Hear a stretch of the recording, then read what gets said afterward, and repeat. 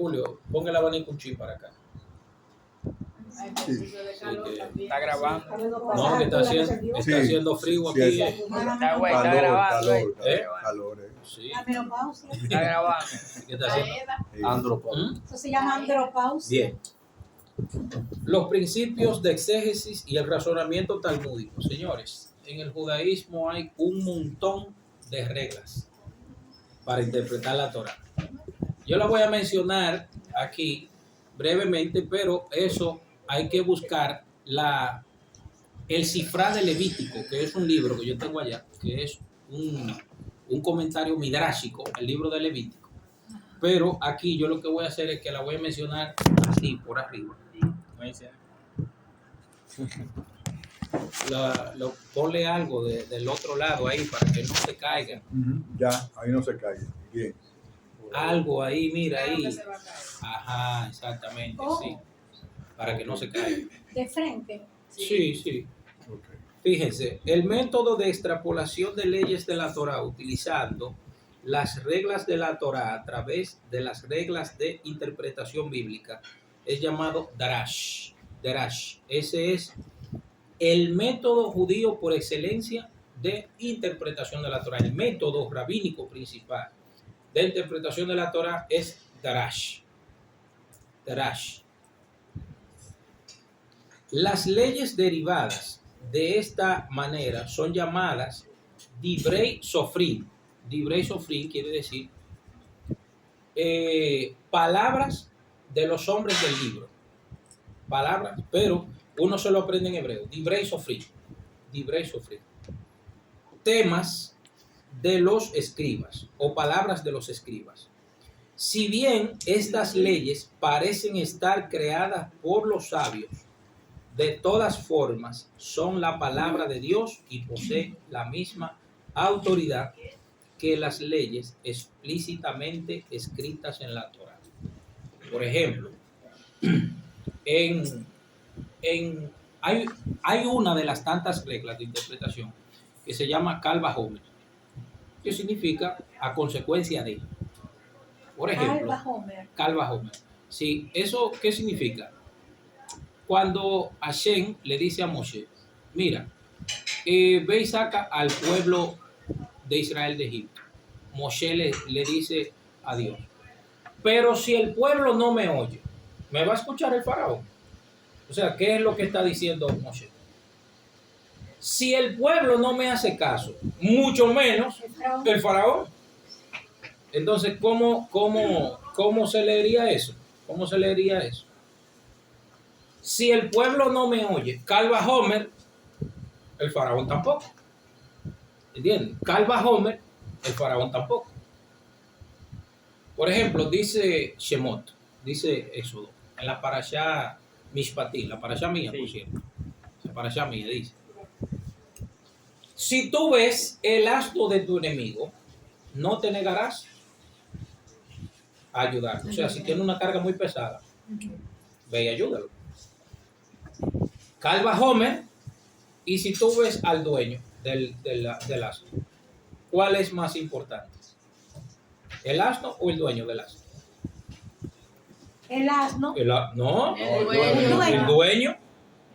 Claro. El dueño es más importante porque el dueño es un humano y el animal no. Sí, sí, sí. Entonces, Kal Vajomer, si tenemos que ayudar el asno, mucho más Kal Vajomer al dueño del asno. Okay. ¿Me entiendes? Fíjense que aunque el texto no dice al dueño, ya por intuición, por Kal Vajomer, tú tienes que saber que si la Torah dice al asno, ya por intuición tú tienes que saber, bueno, y más al dueño entonces. ¿Entiendes la idea? Entonces la Torah dice, por ejemplo, si tú le sacas a un esclavo tuyo un diente, ese esclavo quedará libre. ¿Qué es más importante, un diente o un ojo? El ojo. Entonces, ya tú sabes que si queda libre por por el diente, mucho más por el ojo. ¿Entiende la idea? Mucho más por el ojo. O sea, es cuestión de uno, pero hay un montón de reglas. Yo simplemente menciono esas, pero hay muchísimas reglas. Hay también reglas que se leen aparte dentro del contexto de lo que se está hablando.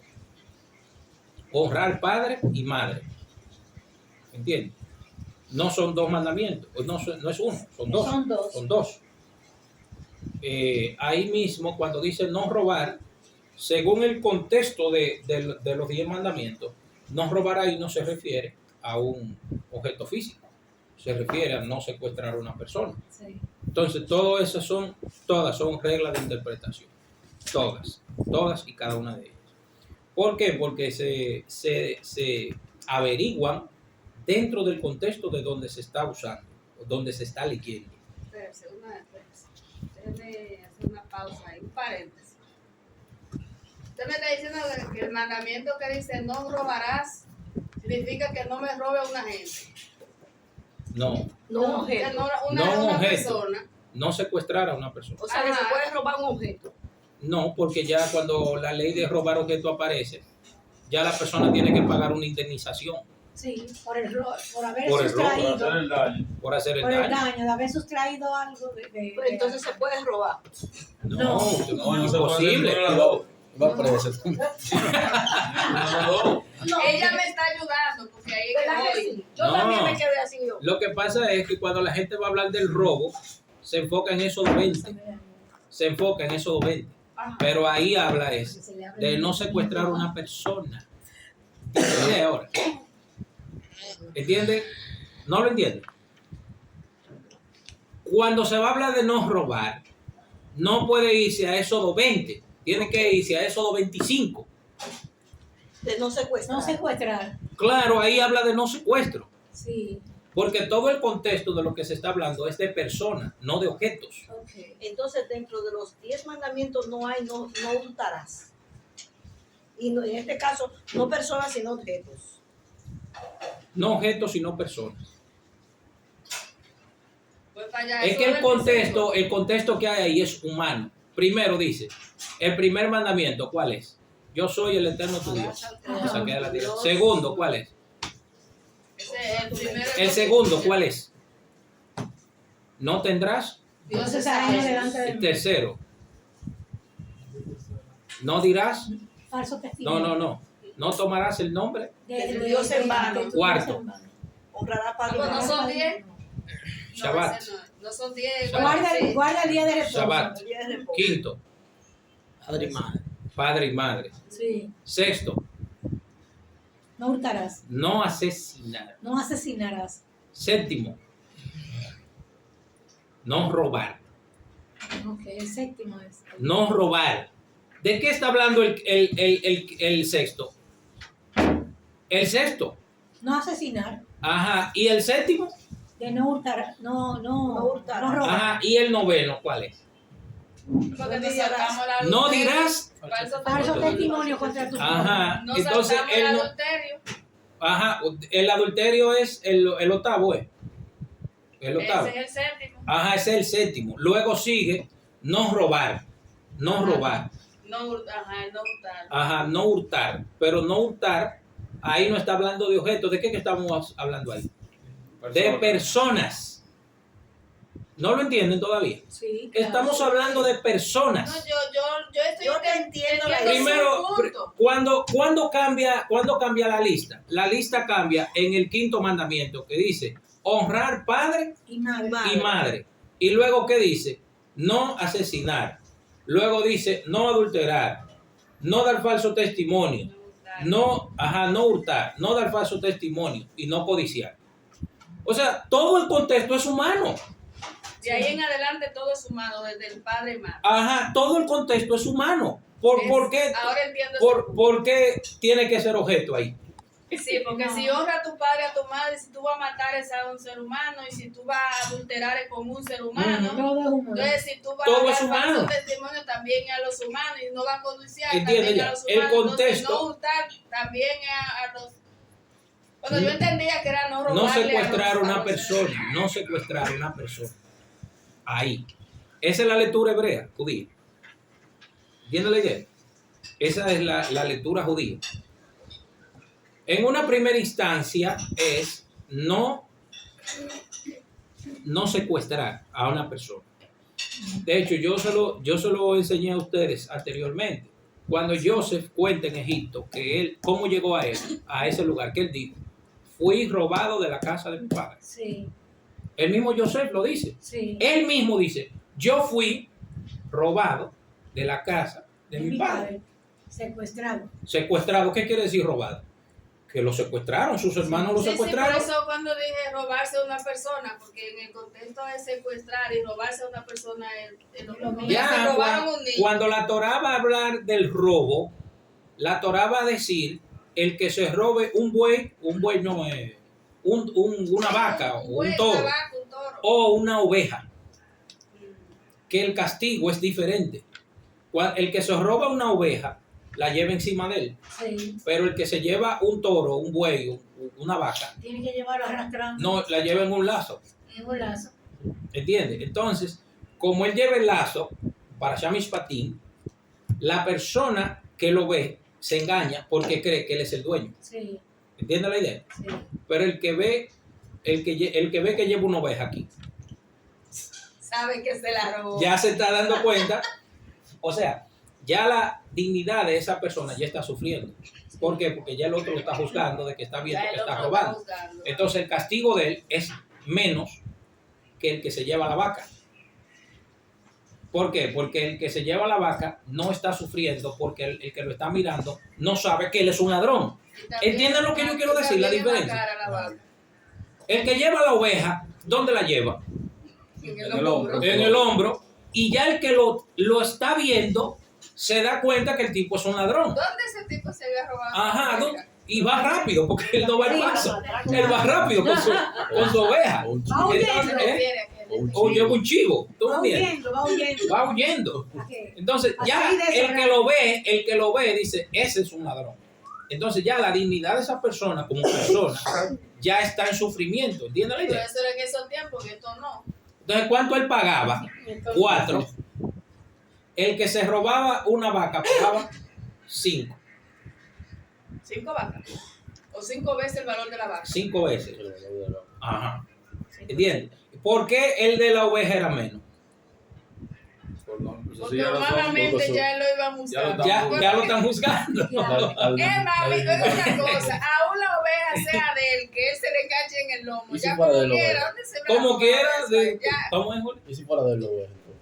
No, porque Eso es lo que le digo. el que es de él no la lleva así. No, la lleva amarrada. La va pastando con un palo. Porque la oveja no tiene que llevarla como dice. Claro. Porque la oveja donde ti, si tú eres su dueño, tú caminas y te caes atrás. Las ovejas tienen la particularidad que conocen a la persona, A su dueño. a su dueño, A su pastor, a su pastor. Claro que sí. No sabía. ¿Eh? cae atrás. ¿No sabías? Es como los perros. Sí. Sí. Como los perros. Conocen a su Los pastor. perros te ven a ti, que tú no eres un extraño, te ladran. Los chivos son así. La misma Biblia lo dice, que Sí. la oveja Sí, conoce porque- la voz de su pastor. Claro, conoce la voz de su pastor. Sí, El perro también conoce sí, la voz de su de pastor. su dueño, Exactamente. de su amo. No es que esté en mi casa, ese no sabe. Las ovejas, cuando ven una gente extraño, ¿qué hacen? Se van. Sí. Se dispersan. Se dispersan. Sí, es verdad. Sí. Claro que sí. Incluso el texto bíblico dice, las ovejas conocen a quien le da esto, el perro conoce a su dueño, la vaca, pero mi pueblo No me conoce. no me conoce. Y No está lo muy leí. lejos de mí. Eso es una de las profecías. ¿Eh? Sí. Isaías. Ajá, exactamente. Mi Fíjense. pueblo está lejos de mí. Ajá, mi pueblo está lejos de mí, etcétera. No me conoce. ¿Me entiendes? Y eso Pero bueno, porque la gente piensa que uno está no vaina. Ahí está. es que se me olvida Ahí que está eso el sazón. No, porque cada rato, No cada puede rato estar. solito vaina. No, Pasa, pero ve, pasa. Se ve antiético. Sí, claro. sí, sí. Sí. Y Aquí vamos a salir de aquí. Cada rato una buena idea, se una están buena idea. jompeando ellos. Están jompeando, se están ¿Qué va a jompeando. decir la gente? Se están jompeando. Ya, ya. ¿Dónde compró eso? En la farmacia, eso es muy bueno. No tengo una linaje. foto. A él le gustó la Ah, No, gracias a Dios, porque Eso para los tienen pulmones. Eso si tienen despeja los situaciones a pulmones. vía respiratoria, le hace bien. Mira, está mirando. Eso, bien, como ya vimos en las... y él lo compra. Y eso es muy no, bueno. aquí. La carita. Rambán cuando habla de la Torah oral, habla cuáles son las leyes que los sabios derivan de la Torah utilizando reglas de exégesis bíblica. Dice Rambam, Maimónides, introducción al comentario de la Mishnah. Dice el Rambam, introducción al comentario de la Mishnah. Dice, las reglas de exégesis están comprendidas en la tercera categoría del Rambam de la Torah oral. Rambam divide las leyes, oigan, Rambam divide la Torah oral en 5, la divide. Entonces, las reglas de exégesis y de interpretación, según Rambam, cae en la tercera categoría. Rambam dice, la tercera categoría incluye leyes extraídas a través de algunas reglas de exégesis. Hay, oigan bien, 13 reglas de exégesis de la Torah. 13 hay. Pero esas 13 son de un solo rabino. De un solo. En este caso, Rabí Ishmael tiene 13 reglas de interpretación de la Torah. Sí. 13. ¿Cuáles son? No, yo la voy a mencionar, pero es mucho. Es mucho. Mucho contenido. Sí. Pero Hillel tiene 7. Hillel tiene 7. Y en algunos casos, las reglas de Rabí Ishmael y las reglas de Hillel se parecen. En algunos casos. Ahora, una pequeña pregunta. Si yo digo que las 13 reglas de Rabí Ishmael son una braita, ¿a qué yo me refiero? Cuando yo digo que son una braita, ¿a qué me refiero? Ay, yo vi eso. Vamos a ver, lo que estudian aquí. Yo vi eso. Si yo digo la braita de Rabí Ishmael, ¿a qué me estoy refiriendo? ¿A qué cuerpo La interpretación. de la Torah oral me estoy refiriendo? ¿A qué cuerpo de la Torah oral? ¿A qué grupo? ¿A qué compilación de la Torah oral me refiero? Cuando yo digo, hay una braita de Rabí Ishmael que dice tal cosa, ¿a cuál se refiere? Oración. No, ni cerca. Eso pertenece al grupo de los tosafistas. Se confundió. O de la Tosefta. Claro, la tosefta es el documento. Tosafista, Y ¿verdad? los tosafistas son las Una- personas. No, porque no confundan. No, pero está bien. No confundan, escuchen bien, no confundan los tosafistas nietos de Rashid que tienen comentarios alrededor del Talmud con la tosefta de la época de Rabí Yehuda. Acuérdense que el Talmud se divide en ¿qué? Mishnah y Gemara. Gemara. Entonces, hay un documento que está al lado de la Mishnah, pero que es más grande que la Mishnah, mucho gigantesco, que se llama la Tosefta. La Tosefta. ¿Entienden? ¿Ustedes no recuerdan que nosotros hablamos de la Tosefta? Sí. Nosotros hablamos de la Tosefta. Sí. Incluso Ajá. se hizo una gráfica de Sí, eso claro. para poder entender mejor. Entonces, ¿dónde aparecen las 13 reglas de Rabí Ishmael? En la Tosefta. ¿Y cómo se llama eso? Una braita. ¿Entienden? Ahora, ¿quién recuerda qué significa braita? ¿Quién recuerda qué significa braita? ¿Quién recuerda? ¿Y en qué idioma está braita? ¿Eh? ¿Cómo es? Dale. Sara lo va a leer. Sí, Dele. la braita designa una tradición existente en la ley oral judía que no fue incorporada en la Mishnah. Están fuera de las órdenes de la enseñanza de la Mishnah. Y según Maimónides, las baraitot Ajá. fueron compiladas por los rabinos Osaya y Bar Kapará, Ajá. aunque ninguna compilación fue transmitida como la Tosefta. Las principales colecciones de braitas son la Tosefta, la Alajá y los Midrashim, Erejitá, Sifra y Sefre. Míralo ahí. Exactamente, esa es la respuesta. ¿Y en qué idioma está la palabra braita? En arameo. ¿Eh? En arameo. No, idioma, yo dije. Idioma. ¿En qué idioma? En arameo. Exactamente, en arameo. Yo tengo aquí. Lo que dijo Sara es exactamente así. Exactamente, 100%. Maravilloso. Entonces, la Tosefta es una colección de dichos de rabinos que no entraron a la A Mishnah. la misma. Pero de todas formas, los sabios del Talmud le dan uso, como Sí, quieran. claro. Entonces, ¿quiénes la compilaron? Rabí Oshaya y Rabí Bar Kapará. ¿Recuerdan el rabino que nosotros leemos Sí. en la oración? Sí, sí. Dice, enseñó Bar Kapará. Sí. Bar Kapará. Eso es una braita. Cuando ustedes ven a esos rabinos así, dice, miren, es una braita de la Tosefta. ¿Entienden? Claro. ¿Ven por qué todo este estudio está sistematizado? O sea, hay que aprendérselo de atrás para entender lo que está adelante. Entonces, explica un poquito entonces acerca de los tosafistas. Los tosafistas, entonces, escuchen bien. Señores, la Tosefta es del siglo II, del año 200. ¿Entiendes? Del año 200. Del 198 al 209, por ahí, 202.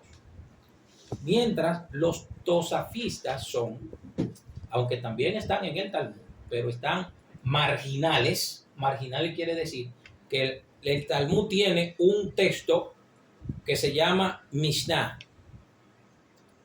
Abajo de la Mishnah hay otro texto que se llama Gemara. Entonces, en ese espacio, fíjense, miren para acá, en ese espacio, Mishnah y Gemara, un cuadrito.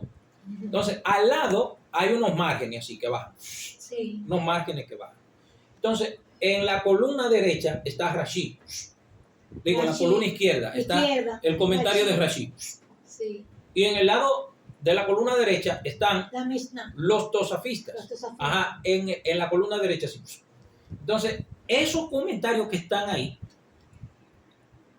¿quién recuerda qué significa tosefta en español? ¿Quién recuerda? ¿Qué significa? Adición. Entonces, pero es una adición a la Mishnah. Entonces, ¿qué hacen los tosafistas? Que son adiciones al texto del Talmud y por ello y por esas adiciones que están ahí, por eso ellos se llaman tosafistas, Tosafistas.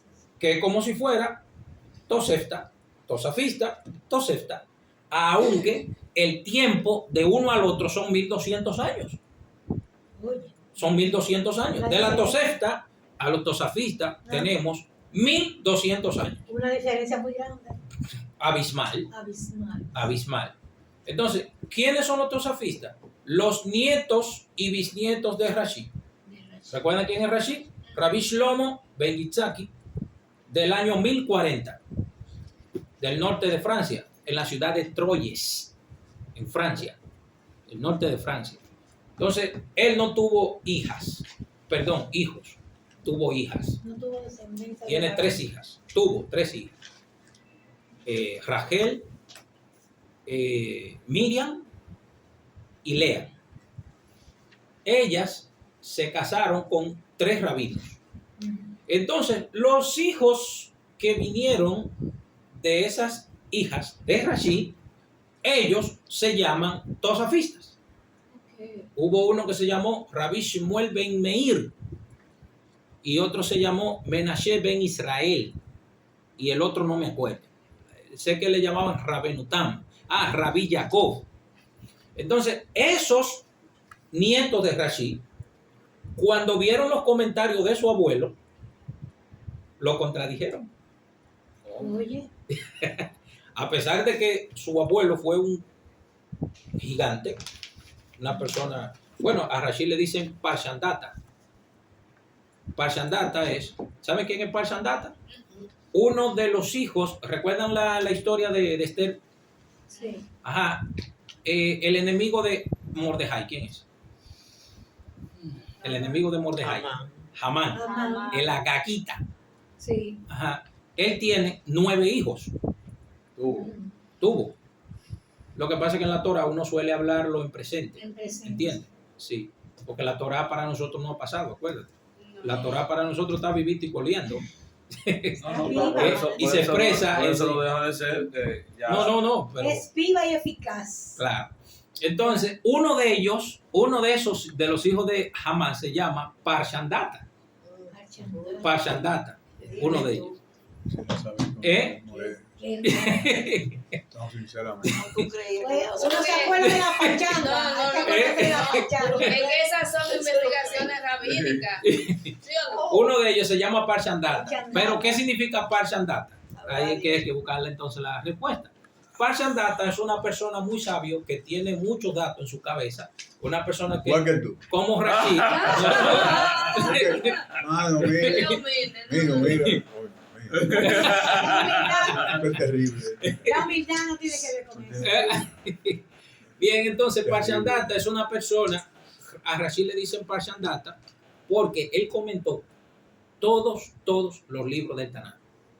Todos. Y tomó casi el Talmud completo, a excepción de unos cuantos tratados, y los comentó todito, todo. O sea, el trabajo de Rashi es una cosa impresionante. Entonces, por esa cantidad de trabajo que él hizo, por eso a él se le llama Parshandata. Acuérdense, incluso tiene la palabra en inglés, data. Parshan, que es un parshan, una sección de la Torah. Data.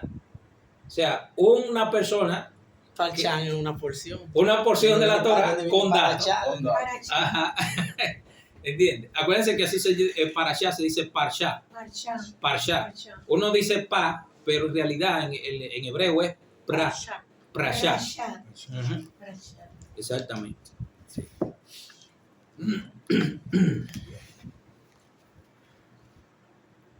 Dice la Sifra, que es el libro de Levítico, un comentario rabínico al libro de Levítico. Hay 13 reglas principales de exégesis, y con esto lo voy a leer para que terminemos. Dice, hay 13 reglas principales de exégesis para derivar leyes de la Torah. Rabí Ismael dice, recuerden que yo le dije que la persona que las elaboró es Rabí Ismael. Rabí Ismael. Lo interesante es que después del siglo VI, cuando aparece Mahoma en el año 623, ningún judío se va a llamar Ismael, de ahí para allá. De ahí para allá. Mahoma, Ninguno. Mahoma viene de la India. No, la ciudad que él apareció, ajá, exactamente, de Arabia. Árabe. Sí, Arabia. no me acuerdo cómo se llamaba ese país antes. Yo creo que era del norte de Babilonia, pero no me acuerdo bien. No recuerdo. Yo lo leí, pero no me acuerdo bien. Dice, a través de 13 reglas se dilucida la Torah. Sí, porque el Islam es moderno. El Islam es del siglo VII en adelante. Es que aparece el Islam. O sea, que es algo relativamente nuevo. Y tienen un grupo de loquera en esa religión rara. Ellos dicen que la mamá que la hermana de Moisés y María, la mamá de Jesús, son la misma persona. Ay, santísimo. ¿Ustedes sabían eso? Y es que ¿Qué va? Sí. Ahora, porque tú lo estás diciendo, no me estoy enterando. Ya roco En el Corán dice que la mamá de Jesús, María, y María, la hermana de Moisés, Miriam, que María en hebreo es Miriam, que quiere decir rebelde, por cierto, son la misma persona. Pero ¿y cómo ligan esas dos? Yo no sé cómo hacen eso. Es diferente tiempo. Pero 1000 y pico de años Es lo que estamos de hablando. diferencia. 1000 y pico de años de diferencia. Señores, dice la primera regla. A través de 13 reglas se elucida la Torah. Mira la primera que yo mencioné, ¿cuál fue ahorita? Calva Homer. ¿Recuerdan? Calva Homer. ¿Recuerdan cómo se dilucida Calva Homer? ¿Recuerdan cómo es? Yo puse el ejemplo ahorita. Cuando se habla de algo suave, entonces tú entiendes algo fuerte. ¿Recuerdan? ¿Recuerdan cuando Moisés le dice, pero si no me escucha el pueblo? ¿Cuánto más me va a escuchar el faraón? Menos me va a escuchar el faraón. Eso es Calva Homer. Entonces dice, una conclusión inferida de una ley más indulgente a una estricta y viceversa. La número 2, oiga cómo se llama, Gezerá Shabbat. ¿En qué consiste? Una tradición respecto a qué palabras similares en contextos diferentes se clarifican mutuamente. Yo no puedo explicar todo eso ahora porque no tenemos tiempo. Voy a dar un ejemplo. La primera vez que la palabra en español que nosotros escuchamos como fornicación pero que en realidad esa palabra no debería aparecer en la Biblia. La palabra fornicación no debería aparecer en la Biblia porque no tiene sentido. La palabra que tiene que aparecer es prostitución. ¿Entiendes? No fornicación. Sí. Pero la primera vez que aparece en Levítico es en referencia a la hija de un sacerdote que, estando comprometida con un hombre, se fue con otro. Pero todavía ella no está casada, pero ya la Torá le llama eso adulterio o prostitución. Acuérdense que cuando a nosotros nos han enseñado de que cuando dos personas tienen relación sin casarse, están en fornicación. Sí. Pero la primera vez que la palabra fornicación, entre comillas, aparece en el texto bíblico, no se refiere a una mujer soltera, se refiere a una mujer comprometida para casarse. ¿Entienden la idea? Pero ya la Torá no ve eso. La Torá ve eso como un adulterio. Porque en el pensamiento bíblico, una mujer que está comprometida es como si ya estuviera casada, porque ya tiene marido, ya tiene prometido. Y hay que cumplir lo que uno promete. Así es. Y probablemente el caso en que la Torá se refiere a una mujer que ya está en el año de desposorio. Que el hombre que quiere esa mujer para él, toma dinero y va y le dice al papá, mire, esa mujer es mía. Y si el padre dice que sí, y ella también, por supuesto, entonces ella ya está casada con ese hombre. ¿Cómo ella? ¿Cómo ella, varón? Sí. Ella está casada con ese hombre. Si están de acuerdo, sí. Si los padres estaban de acuerdo, le pedían Sí, opinión a le la pedí. mujer. Claro, Génesis 26 dice que cuando Eliezer, el siervo de Abraham, fue a buscar una esposa para Isaac, él le dijo a ella, o sea, el papá le dijo a ella, ¿irás con este hombre? O sea, le pidieron permiso a ella. Y ella dijo, sí, me voy. Y ya se fue. Sí. O sea, le pidieron permiso a ella. Porque a David le prometieron una y le dieron otra. ¿A quién? A David. A Jacob. A Jacob. Que le dieron A Jacob. Ok. ¿Y Él cuál Él trabajó por la menor y le dieron la mayor. Por eso dicen que Labán es el peor músico en la Biblia. Sí. ¿Y por qué? Porque le pidieron la menor y él dio la mayor. La menor, la mayor. Ya. Eso son notas musicales. Las Sí, notas claro, musicales. claro. A él le pidieron, dame la menor y dio la mayor. Sí. Claro. Por eso a él le dicen el peor músico en la Y Biblia. mucho que le costó. Ustedes no saben, por cierto, cuál es el dispositivo más moderno en la Biblia. Vale. El mini estéreo. Oh, el ministerio. Ministerio. Ministerio. Claro. Y el primer equipo de fútbol en la Biblia. ¿Eh? El primer equipo de fútbol. De full. Fútbol, sí.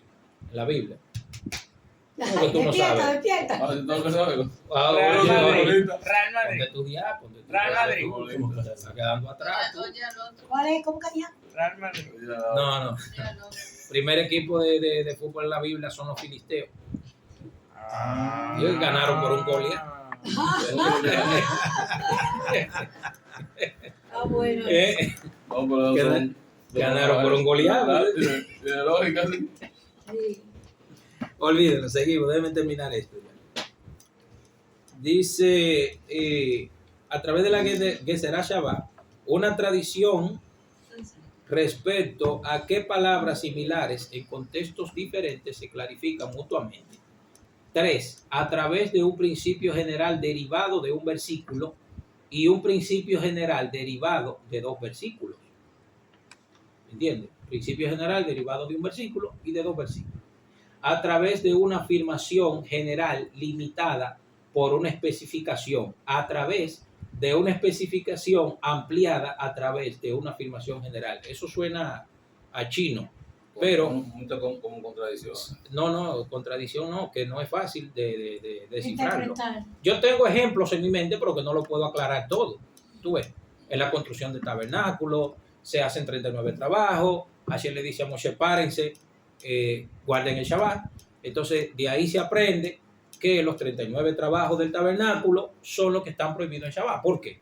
Porque se están haciendo 39 trabajos. Y luego Dios le dice, detengan el trabajo y guarden el Shabbat. ¿Qué quiere decir? Que el Shabbat están prohibidos. ¿Cuáles? Los 39 trabajos que se están realizando para hacer el tabernáculo. ¿Entienden la idea? Ajá, ese tipo de interpretación se llama Geserá Shabbat. Se llama eso. ¿Y en qué consiste? En que un principio generalizado de un texto le cae ese principio al resto de los textos que están alrededor de él. Es un poco incómodo de descifrarlo todo, ¿entiendes? Pero mejor lo voy a dejar aquí para no romperle la cabeza a esta hora. Estoy descifrando uno por uno, ¿verdad? Sí, porque así uno puede buscar ejemplos, así yo puedo buscar el Midrash Shifra que tengo en mi casa y hacerlo más, o sea, presentar la explicación del principio, presentar la ley de interpretación y a la vez presentar el versículo bíblico que aclara la manera de cómo entenderlo, porque no es tan simple, ¿entiendes? A mí me ha costado mucho trabajo entender eso. No crea que eso es algo que usted agarra y lo lee y de una vez llega a una conclusión. No. Entender eso no es tan fácil. No, porque si le costó 400 años. ¿Entiendes? No es algo que uno se lo aprende así de una vez. Claro. Ahora, Mario, pues. Sí. Páralo. Renegade.